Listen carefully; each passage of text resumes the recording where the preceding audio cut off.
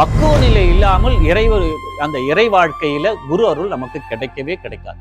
இதுக்கு உதாரணத்துக்கு சொல்லணும்னா ஒரு உதாரணத்தை சொல்றேன். குரு சீடருடைய உறவு. ரமண பகவான் கிட்ட திருவண்ணாமலை திருத்தலத்தில் வாழ்ந்த ரமண பகவான் என்று உங்களுக்கு எல்லாருக்கும் தெரியும். ரமண பகவான் கிட்ட போய் ஒரு சீடர் கேட்டாராம், சுவாமி எனக்கு ஒரு சந்தேகம் சாமி. என்னப்பா உன்னுடைய சந்தேகம்? இல்ல, நான் சாதாரண ஒரு பக்தி நிலையில் இருக்கக்கூடிய சாதாரண ஒரு பக்தன். எந்த இடத்திற்கு போனாலும் ஆலயத்திற்கு போவேன், இறைவனை வழிபடுவேன், எனக்கு தேவையானதை கேட்பேன், இறைவன் எனக்கு கொடுக்குறான். இன்று வரை எனக்கு ஒரு துன்பமும் இல்லை சாமி. கடவுள் அருளால உங்க ஆசியால நான் நல்லா இருக்கிறேன்.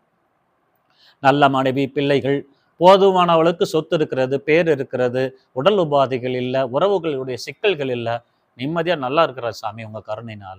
சரிப்பா, ஆனா உங்களுக்கு சிறு வயதிலிருந்தே நீங்கள் சிவமாகவே, சிவத்துக்கு தொண்டு சென்று சர்வசதா காலமும் சிவ சிந்தையாகவே இருந்து சிவமாகவே வாழக்கூடிய பெரிய மகான் அல்லவா நீங்க? ஆமாப்பா, அதனால என்ன? ஆனா உங்களுக்கு கடைசி காலத்துல இறைவன் புற்றுநோயை கொடுத்துருக்கிறானே சாமி.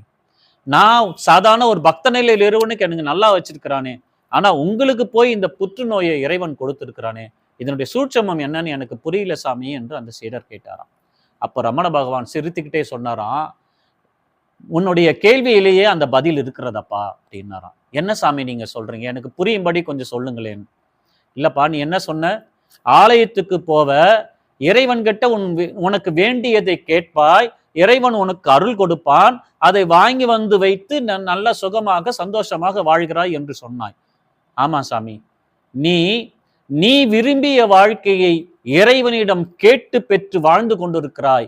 அது சாதாரண பக்த நிலை. அடியேன் இறைவன் கொடுத்ததையெல்லாம் ஆனந்தமாய் அனுபவித்துக் கொண்டிருக்கிறேன். அதனால் அடியேன் மகானாக இருக்கக்கூடிய தன்மையை பெற்றிருக்கிறேன். அடியார் வாழ்க்கைக்கும் பக்தன் வாழ்க்கைக்கும் இதுதான்ப்பா பெருசு. உன்னுடைய பார்வையில் இந்த புற்று என்பது நோய், என்னுடைய பார்வையில் முத்திக்கு இறைவன் அளித்த பரிசாக அடியேன் கருதுகிறேன்.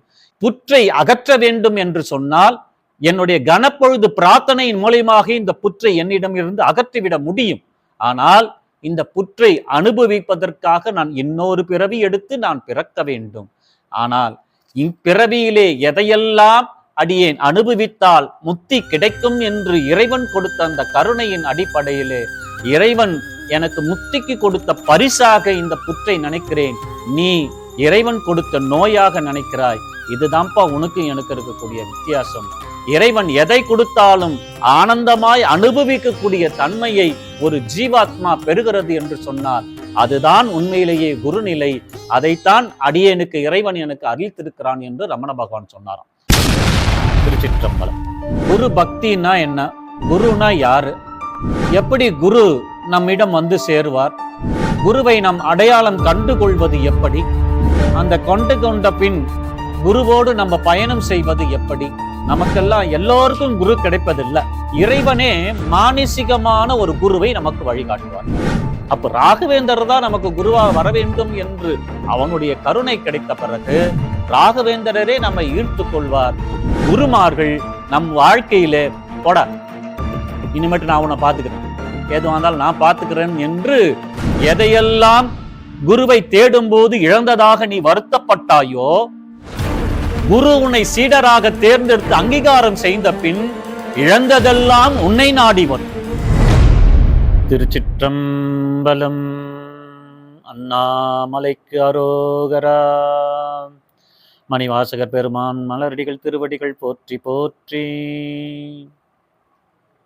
திருச்சிற்றம்பலம். தந்தை தாயும் நீ, என்னுயிர் துணையும் நீ, சஞ்சமளது தீர்க்க வந்த தேசிய வடிவு நீ, உன்னை அல்லால் மற்றொரு துணைக்கானே, அந்தமும் ஆதியும் இல்லா அருட்பெருஞ் சோதியே, ஆதியே அடியார் தம் சிந்தை மேவிய தாயுமானவனும் கிரிவலப் பெருமானே, உன்னை போற்றி புகழ்கிறேன், உன் பாதம் சரணம் அடைகிறேன்.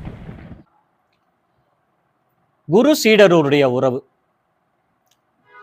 வாழ்க்கையில பிறந்துட்டு மானிட பிறவியா நம்ம பிறந்துட்டோம்னா நமக்கெல்லாம் எல்லோருக்கும் குரு கிடைப்பதில்லை. எல்லாருக்குமே அந்த குரு நிலையை யாரும் தேடுவதும் இல்லை.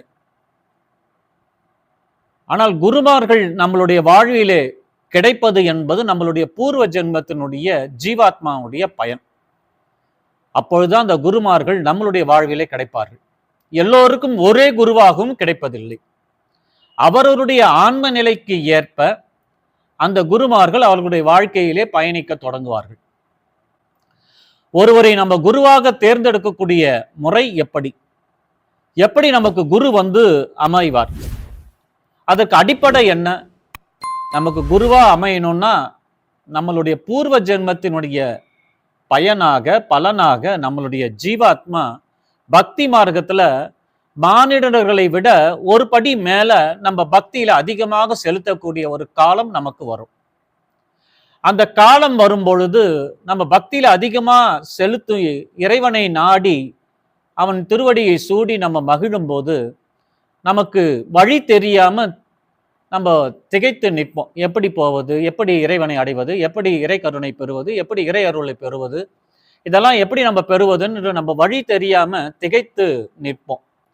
அப்ப அந்த வழிகாட்டி வேணுமே என்று இந்த ஜீவாத்மா தவிப்பதை இறைவன் உணர்வான்.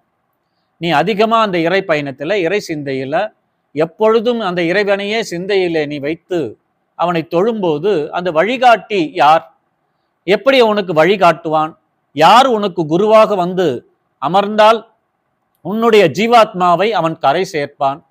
இந்த பிறவி கடலிலே நாம் தத்தளித்திருக்கக்கூடியதை எப்படி பிறவா நிலையை கொடுப்பது, இறைவன் திருவடியை அடைவது என்பதெல்லாம் வழிகாட்டியாக குரு நமக்கு அருள்பாவிக்கக்கூடிய காலம் வரும். அப்ப அந்த குருமார்கள் எப்படி நம்மளுடைய வாழ்க்கையிலே வருவார்கள்? அந்த குருமார்கள் எப்படி வாழ்க்கையில வருவார்கள்? நம்ம இறைவனை தொழ தொழ தொழ, இறைவனை நினைந்து உருக உருக உருக இறைவனே மானசீகமான ஒரு குருவை நமக்கு வழிகாட்டுவார். இறைவனே நமக்கு அது வழிகாட்டுவார். இந்த இவரை போய் பிடிச்சிக்கோ, அவரை பிடிச்சிக்கிட்டேன்னா நீ எளிதாக என்னை நீ அடையலாம் அப்படின்னு இறைவனே ஒரு குருவை உனக்கு காண்பித்து கொடுப்பார். சரி, இறைவன் நமக்கு காண்பித்து கொடுப்பார், அது எப்படி அடியேன் உணர்வது என்று நமக்குள்ள ஒரு கேள்வி எழும்.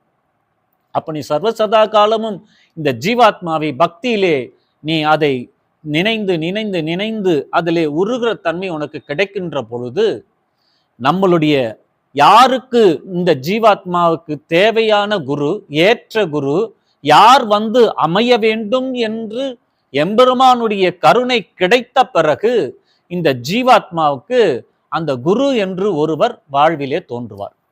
அந்த குரு என்று ஒரு வாழ்விலே தோன்றி நம்மோடு அவர் பயணிக்கக்கூடிய காலம் அந்த கனப்பொழுது துளிர் விடுகின்ற காலமாக மாறும்.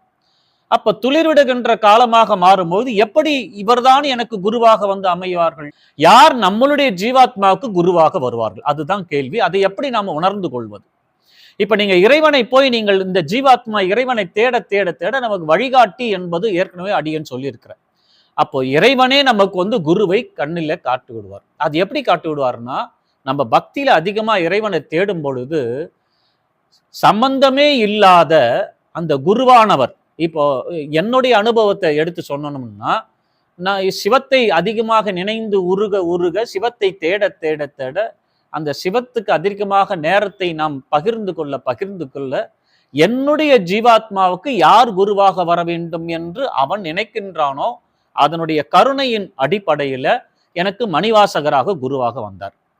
அப்ப அந்த மணிவாசகராக எனக்கு குருவா வரும்போது யாருக்கு, எந்த ஜீவாத்மாக்கு யாருக்கு குருவாக வர வேண்டும் என்று அவன் தீர்மானித்து நம்ம வாழ்க்கையிலே அவனோடு பயணிக்க வைக்கக்கூடிய காலம் வரும்.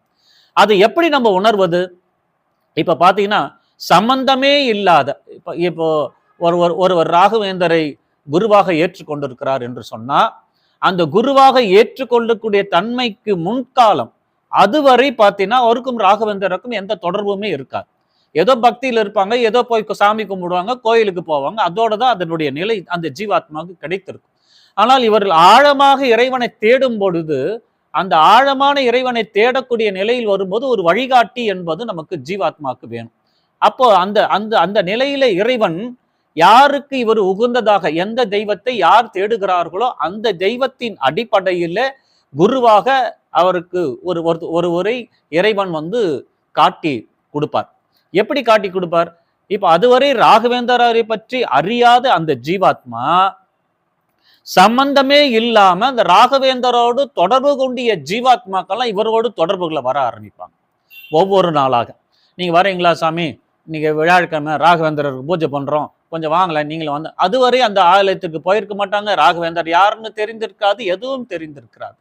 ஆனால் இந்த ஜீவாத்மா எப்பொழுது ஒரு பயணத்தை, ஆத்ம பயணத்தை தொடங்குகிறதோ, தொடங்கும் பொழுது இறைவனாலேயே காட்டி கொடுக்கிற ஒரு ஒரு பரமாத்மா குருவாக நமக்கு வந்து அமைவார்கள். அப்ப காட்டி கொடுக்கிற போது இப்படி சம்பந்தமே இல்லாத நம்மளுடைய குரு ஆக இருக்கக்கூடியவர் யாரோ, அது ராகவேந்தரோ, மணிவாசகரோ, ஞானசம்பந்தரோ, நாவுக்கரசரோ, சுந்தர பெருமானோ, இப்படி சொல்லிக்கிட்டே போகலாம். அவர்களோடு தொடர்பு உடையவர்களை நம்மளுடைய வாழ்க்கையில சம்பந்தப்படுத்தி தொடர்பை ஏற்படுத்தி கொடுப்பார் இறைவன். அப்ப இதுவரை நம்ம ராகவேந்தரரை பற்றி அறியாதவர்கள் கூட அவரோடு சம்பந்தப்படுத்தக்கூடிய ஜீவாத்மாக்கள் இந்த ஜீவாத்மாவோடு தொடர்பு ஏற்படும். வாங்களேன், சும்மா தானே இருக்கீங்க, வார வாரம் விழாக்கிழமை ராகவேந்தர் நாங்க பூஜை பண்றோம், வந்து போங்களேன் அப்படின்னு அழைப்பார்கள். நம்மை அறியாமல் நாமும் அவர்களோடு கூட செல்வோம். அவரோடு கூட செல்லும் போது நம்மளை அறியாமல் ராகவேந்தர் நம்மளை ஈர்த்து கொள்வார். ராகவேந்தர் நம்மளை ஈர்க்கும் பொழுது நம்ம அதுக்கப்புறமா அந்த குருநிலையை தேட ஆரம்பிக்கக்கூடிய ஜீவாத்மாவா நம்ம தன்னை மறந்தே தேடக்கூடிய நிலையை அக்கணம் அப்பொழுதுதான் ஆரம்பிக்கும். அப்போதுதான் நம்ம உணரலாம், ஓ, இறைவனே நமக்கு காட்டி கொடுத்த மானசீகமான குரு நமக்கு ராகவேந்தரர். ஏன்னா அதுவரை நம்ம சம்பந்தமே இல்லாம ஏன் இவங்களை நம்மளை அழைக்கிறாங்க? தொடர் பயணமாக அது மாறும். அப்ப நீ குரு தேடல், இறை தேடல் முடிந்து இறைவனால் காட்டி கொடுக்கின்ற குருவை கண்ணிலே கண்ட பிறகு குரு தேடல் நமக்குள்ளே எழ ஆரம்பிக்கும். அந்த குரு தேடல் எழ ஆரம்பிக்கும் போது நம்ம தேடிய அந்த குருமார்கள் இறைவனால் காட்டி கொடுக்கப்பட்டவர், அவர் நம்மளை ஈர்த்து கொள்வார். அப்ப ராகவேந்தர் தான் நமக்கு குருவாக வர வேண்டும் என்று அவனுடைய கருணை கிடைத்த பிறகு ராகவேந்தரரே நம்ம ஈர்த்து கொள்வார். ஈர்த்து கொண்ட பிறகு அவர் இன்னமும் ஒரு முறை தான் ஏதாவது ஒரு ஜீவாத்மா உன்னை அழைத்து போயிருக்கும். அடுத்த வாரம் அவர் கூட வரமாட்டாரு. ஆனா நீ என்ன பண்ணுவ தெரியுமா? உன்னை அறியாமலே, சரி போன முறை கூப்பிட்டாரு, அங்க போனா நல்லா இருந்துச்சு, அவர் வரலனால நாம போலாம் என்ன என்று தனிமையிலே நீ கூட அந்த ஆலயத்திற்கு உன்னை அறியாமல் போய் அந்த குருவை வணங்கக்கூடிய சூழ்நிலைகள் வந்து ஏற்படும். அப்படி குருவை வணங்கக்கூடிய ஒரு சூழ்நிலைகள் ஏற்படும் போது இந்த ஜீவாத்மாவுக்கு அப்பொழுதுதான் குரு தேடல் என்பது துளிர்விட ஆரம்பிக்கும். அந்த துளிர்விடும் போது அந்த ஜீவாத்மாக்கு அந்த குரு தேடல் மூலியமா குரு அருள் அப்போதான் கிடைக்க ஆரம்பிக்கும். குரு அருள் கிடைக்க ஆரம்பிக்கும் போதுல இருந்தாங்க நம்மளுடைய வாழ்க்கையினுடைய பயணமே முழுமையாக மாறும்.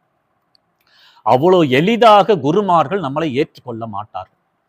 நம்ம அந்த குரு தேடல் வந்ததுக்கு அப்புறம் அந்த குரு எப்படி நம்ம அவரை தக்க வைத்திருக்கணும், எப்படி அவரை உணரணும் அப்படின்னு சொன்னா, அந்த குரு தேடல் நமக்கு வந்ததுக்கு அப்புறம் ராகவேந்தர் தான் நமக்கு மானசீகமான குரு என்று இறைவனால் நமக்கு உணர்த்திய பிறகு அது அதோடு நின்றுதான் நம்மளுடைய பயணம் மேற்கொண்டு போகாது. அது எப்படி மேற்கொண்டு இந்த ஜீவாத்மாக்கு அந்த பயணத்தை மேற்கொள்ள வேண்டும் என்று சொன்னால், ராகவேந்தரர் தான் நமக்கு குருவாக வந்து விட்டார் என்ற உணர்வு நமக்கு கிடைத்த பிறகு அவருடைய வாழ்க்கை, அவர் எப்படி வாழ்ந்தாரு, எப்படி இறைவனோடு அடைந்தார், அவர் எங்கே வாழ்ந்தாரு, நாம அவருடைய திருவடி பட்ட இடத்தை நாம போய் வணங்கி, இப்படியெல்லாம் அந்த குரு தேடல் இந்த ஜீவாத்மாக்கு இருந்துகிட்டே இருக்கணும். அவருடைய வாழ்க்கை என்ன, எப்படி அந்த ஜீவாத்மாவை பரமாத்மாவா அவர் மாற்றினாரு, அவருக்கு கிடைத்த எவ்வளவு அவருக்கு கிடைத்தது, வாழ்க்கையில கிடைத்த பலம் என்ன, அவர் இழந்தது என்ன, இதையெல்லாம் குருவை பற்றி நம்ம முழுமையா அறிந்து கொள்வதும், அறிந்து கொண்ட பிறகு அவரை உணர்ந்து கொள்வதும். முதல்ல அறியணும். அந்த தேடல், அறிதல், அதுக்கப்புறமா உணருதல். முதல்ல அந்த குருவை தேடி அதற்கப்புறமா அந்த குரு தேடக்கூடிய நிலையில வரும்போது அவரை பற்றி அறியக்கூடிய நிலை வரும். அறியக்கூடிய நிலை வந்ததுக்கு அப்புறம் அவரை பற்றி உணரக்கூடிய நிலை நமக்கு தானாவே கிடைக்கும். அந்த உணரும் தன்மை நமக்கு குரு கிட்ட இருந்தால்தான் அந்த கொஞ்சமா இந்த ஜீவாத்மா அந்த ஆத்ம பயணத்துல கொஞ்சமா வளர தொடங்கும். அப்போ வளர தொடங்க நீங்க பார்த்தீங்கன்னா அந்த குருமார்களை அடைவது என்பது அவ்வளவு எளிது அல்ல. நீ அவரை எவ்வளவு குரு தேடல் உன்னோடு இருக்கிறதோ, குரு அறிதல் உன்னோடு வருகிறதோ, குரு உணருதல் உன்னோடு பெறுகிறதோ, இது வரும்பொழுதெல்லாம் உன் வாழ்க்கையில் அதுவரை நடந்திராத பல பல பல பல பல வாழ்க்கையில உலக வாழ்க்கையினுடைய பயணம் முற்றிலும் குறைய தொடங்கி இறை வாழ்க்கையினுடைய பயணம் தொடங்க ஆரம்பிக்கும். ஒரு கட்டத்துல முழுமையாக அவர்கள் உன்னை எப்படியெல்லாம் அந்த சோதனைக்கு உட்பட்டு அந்த சோதனையில் தளராமல், மனம் தளராமல் உறுதியாய் அந்த குருவை நம்ம பற்றி கொள்ளணும். உறுதியா அந்த குருவை நம்ம பற்றி கொண்டாதான் இந்த இழந்து நீ நம்ம உலக பார்வையில இதெல்லாம் கஷ்டங்கள் என்று தோன்றும். ஆனால் கஷ்டங்கள் அல்ல, இவையெல்லாம் குரு கொடுத்ததாக நம்ம ஆனந்தமா அனுபவிக்கக்கூடிய பக்குவ நிலையை இறைவன் நமக்கு குரு மூலியமா அருளுகிறான். அந்த பக்குவ நிலை இல்லாமல் அந்த இறை வாழ்க்கையில குரு அருள் நமக்கு கிடைக்கவே கிடைக்காது. அப்படிப்பட்ட அந்த குருமார்கள் வாழ்க்கையில இறைவன் காட்டிய பொழுது அந்த குருவை தேடி, குருவை அலைந்து, குருவனுடைய நிலையை உணர்ந்து உணர்ந்து உணர்ந்து குரு முழுமையாக நம்மளுடைய ஜீவாத்மாவிலே வந்து தங்கும் பொழுது, அது தங்கும் வரை பெரும் போராட்டம். உனக்கு என்னடா நம்ம இது வரைக்கும் குருவை கும்பிடாம கூட விட்டுறலாம் போல இருக்குது, இது ஏன்னா இவ்வளவு பெரிய போராட்டமாக இருக்கிறது என்று கூட நம்மளுடைய மாயா சக்திகள் நம்மளை அப்படி நினைக்க தோணும். 6 கோடி மாயா சக்திகள் பின்னி பிணைக்கப்பட்ட இந்த பிரபஞ்சத்தில் நமக்கு இப்படியெல்லாம் நினைக்க தோணும். விட்டுருப்பா, உன்னாலாம் முடியாது, அந்த குருவெல்லாம் தேடி இருக்காத, உன் வாழ்க்கை வேறு, இது வேறு, அதையெல்லாம் விட்டுட்டு உன் பயணத்தை பாருன்னு நம்மளை பலமுறை பலவிதமான அன்பினால் உருவாக கொண்டவர்களால் வந்து நம்ம மாயா சக்தி நம்மளை தடுக்கும். நம் பேர் அன்பு கொண்டவதை போல இருப்பார்கள். நம்மளுடைய தாயிலோ தந்தையோ உடன் பிறந்தவரோ நண்பனோ தோழனோ சொல்வார்கள், ஏன்பா இதெல்லாம் உனக்கு தேவையா, இது எவ்வளவு நல்லா இருந்தா, அதை விட்டுட்டு இதையெல்லாம் எடுத்துக்கிட்டு இவ்வளவு செய்யறியே. இதையெல்லாம் அன்பினால் போர்வை கொண்ட மாயா சக்திகள் உன்னை குருவின் நிலையை அடைய விடாமல் தடுக்கும்.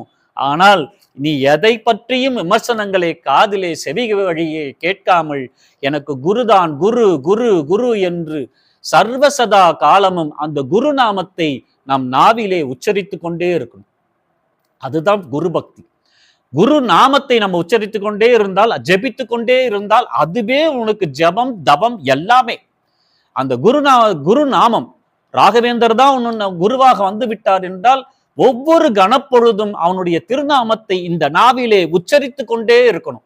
அப்போ உச்சரிக்க உச்சரிக்க உச்சரிக்க உச்சரிக்க அந்த நாவிலே குருவே வந்து அமர்ந்து சாதாரண வாக்காக இருந்ததை குரு வாக்காக மாறக்கூடிய தன்மை இந்த நாவுக்கு கிடைக்கும்.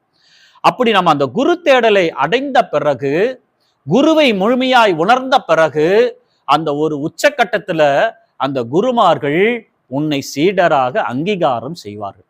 அந்த முழு உன்னுடைய பக்குவத்தை கொடுத்து அப்ப குருமார்கள் நினைப்பாங்க, என்னடா இனிமேட்டு நான் இவனை விட்டாலும் இவன் என்ன விடமாட்டான் போல இருக்குது, இன்னுமேட்டு நான் இவனை சீடரா ஏத்துக்கலன்னா இவன் என்ன விடமாட்டான் போல இருக்குது என்ற அந்த உச்சக்கட்ட நிலையில் பக்குவ நிலையை தந்த பிறகு குருமார்கள் நம் வாழ்க்கையில போடா இனிமேட்டு நான் உன்னை பார்த்துக்கிறேன், எதுவாக இருந்தாலும் நான் பார்த்துக்கிறேன் என்று அந்த குரு நம்மை சீடராக அங்கீகாரம் செய்ய வேண்டும். நாம எவ்வளவுனா நமக்கு அவர் குரு குரு குருன்னு சொல்லிக்கிட்டே இருக்கலாம். ஆனா குருமார்கள் நம்மை அங்கீகாரம் செய்ய வேண்டும். அது ஒரு கணப்பொழுதில் வந்து விடாது. அது பல காலகட்டங்களில் பல நீண்ட பயணத்தில் பக்குவ நிலையை இந்த ஜீவாத்மா முழுமையாக பெற்றோம் என்பதை அவர் உணர்ந்த பின் அந்த குருவானவர் நம்மை சீடர் என்று அங்கீகாரம் செய்வார். அங்கணம் முதல் எப்பொழுது உன்னை சீடராக அவர் ஏற்றுக்கொண்டாரோ அக்கணம் முதல் நீ அதுக்கப்புறமா கவலைப்பட வேண்டியதே இல்லை. ஏண்டா இவனை சீடராக எடுத்தோன்னு அந்த குரு தான் கவலைப்படணும். ஒவ்வொரு கணப்பொழுதும் அதுக்கப்புறம் உன் வாழ்க்கையில் இன்பமே இன்பமே இன்பமே. அது அடையிற அந்த ஆத்ம இன்பம் இருக்கு பாருங்க, அது அளவிட முடியாத ஒரு ஆத்ம இன்பம். அந்த குரு உனக்கு சொல்லிக்கிட்டே இருப்பார், வாரி வழங்கிட்டே இருப்பார். கருணையும் அருளும். எதையெல்லாம் குருவை தேடும் போது இழந்ததாக நீ வருத்தப்பட்டாயோ, குரு உன்னை சீடராக தேர்ந்தெடுத்து அங்கீகாரம் செய்த பின் இழந்ததெல்லாம் உன்னை நாடி வரும். அவையெல்லாம் உன்னை நாடி வரும் பொழுது உன்னுடைய நாவ் என்ன சொல்லும் தெரியுமா? எப்பா எனக்கு இதெல்லாம் வேணும், எனக்கு குரு மட்டும் போதும்னு அந்த பக்குவ நிலை அன்று நமக்கு வந்து சேரும். அப்ப எதையுமே வேண்டாம். எதையெல்லாம் இழந்ததாக நீ கண்ணீர் விட்டு கதறி அழுது தனிமையில எவ்வளவு மனம் துடித்தாயோ அவையெல்லாம் உன்னை தேடும் பொழுது முழு பக்குவ நிலைந்து அடைந்த இந்த ஜீவாத்மா, அப்பா இதையெல்லாம் இது மட்டும் என்கிட்ட வந்து நான் என்னப்பா பண்ண போறேன், எனக்கு குரு இருக்கிறாரு, எனக்கு குருவருள் இருக்கு, திருவருள் இருக்கு, எனக்கு அதுவே போதும், இதெல்லாம் எனக்கு வேணவே வேணாம் என்று அன்று நீ எதற்காக எல்லாம் வருத்தப்பட்டாயோ அதை நினைத்து இன்று ஆனந்தமாய் சிரிப்பாயாம். அடாடா இதுக்கெல்லாயா போய் நான் அழுதுருக்கிறேன், இதுக்காக போய் நான் வருத்தப்பட்டிருக்கிறேன் என்று அன்று உன்னை நினைத்தே நீ சிரிக்கக்கூடிய தன்மையை இந்த ஜீவாத்மா பெறும். எவ்வளவு எழுந்ததெல்லாம் தேடும் பொழுது கூட அவைகள் எனக்கு வேண்டாம், குருவே நீயே எனக்கு போதும் என்ற அந்த ஆன்ம நிலை உயர்ந்து பெற்றால் அக்கணம் முதல் இறைவாழ்வு நமக்கு உயர உயர உயர்ந்து உயர்ந்து எல்லா மானிடமும் உன்னை போற்றி உன்னை வணங்கத் தொடங்கக்கூடிய நாட்கள் அதற்கு பிறகு வந்து நீயும் பல பேருக்கு அந்த குருவினுடைய தன்மையால், குருவினுடைய முழு அருளால் அந்த தன்மையை நீயும் பல பேருக்கு குருவாகி நீயும் உயர்ந்து இந்த பிரபஞ்சத்திலே குருவாக நீயும் எல்லோரிடத்திலும் வலம் வருவாய் என்று சொல்லி, இதுவே இன்றைய செய்தியாக மணிவாசக பெருந்தகை இந்த ஆத்ம இன்பத்தை உங்களோடு பணிந்ததற்கு கொடுத்தான் என்று சொல்லி அவன் திருவடியை வணங்கி போற்றி மகிழ்ந்து விடைபெறுகிறேன். நன்றி. திருச்சிற்றம்பலம்.